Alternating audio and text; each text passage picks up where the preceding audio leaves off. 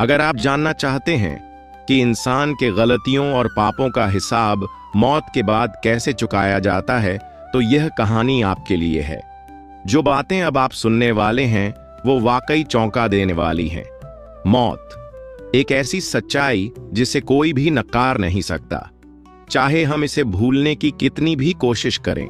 लेकिन यह जिंदगी का वह कड़वा घूंट है जिसे हर किसी को एक दिन पीना ही पड़ता है। गरुड़ पुराण में भगवान विष्णु ने स्पष्ट बताया है कि इंसान के हर अच्छे और बुरे कर्म का पूरा लेखा जोखा रखा जाता है।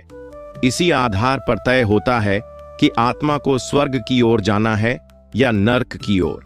इस ग्रंथ में मृत्यु के बाद की यात्रा और 28 प्रकार के नरकों का वर्णन है। कहीं कहीं 36 नरकों का भी उल्लेख मिलता है, जहां अलग अलग पापों के लिए अलग अलग दंड तय किए गए हैं। आइए कुछ खास नर्क को समझते हैं। तमिश्र नर्क। अगर कोई चोरी करता है, खासकर धन या किसी की वस्तु छीन लेता है, तो उसकी आत्मा को यहां भेजा जाता है। यहां उसे गहरे अंधेरे में भूख प्यास से तड़पाया जाता है, जो उसके लालच और धोखे का प्रतीक है। रौरव नर्क। जो लोग अपने स्वार्थ के लिए दूसरों को कष्ट देते हैं, उन्हें यहां भेजा जाता है। पापी आत्मा को एक अजीब और पीड़ादायक रूप में जन्म लेना पड़ता है, ताकि वह वही दर्द महसूस करे जो उसने दूसरों को दिया था।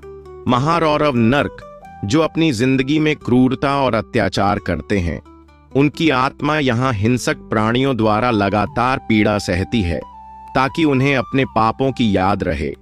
लेकिन सवाल यह है, क्या यह सजाएं केवल मौत के बाद मिलती हैं, या जीवन में भी इनके संकेत दिखाई देते हैं? गरुड़ पुराण के अनुसार कुछ पाप ऐसे होते हैं जो न केवल मौत के बाद बल्कि जीवन में भी कठिनाइयों का कारण बनते हैं। ऐसी गलतियां जो नर्क की ओर ले जाती हैं। दूसरों को दुख देना, चाहे अनजाने में हो या जानबूझकर, किसी को दुख पहुंचाना एक गंभीर पाप है। जैसे रावण ने अपने अहंकार और गलत निर्णय से सीता माता को कष्ट दिया और अपने पूरे वंश का नाश कर दिया। अपने कर्मों को न समझना, बिना परिणाम सोचे निर्णय लेना भी पाप है। कर्ण ने दुर्योधन की दोस्ती में कई फैसले लिए, लेकिन उनके दुष्परिणाम ने महाभारत का युद्ध छेड़ दिया और पूरे कौरव वंश का अंत कर दिया। हिंसा और क्रूरता, गुस्से और अहंकार में हिंसा करने वालों का अंत विनाशकारी होता है, जैसा कि रावण के साथ हुआ। झूठ और धोखा, छल और कपट पर आधारित कोई भी संबंध या व्यवस्था अंततः ढह जाती है, जैसे महाभारत में शकुनी और दुर्योधन की चालों ने कौरवों को नाश कर दिया।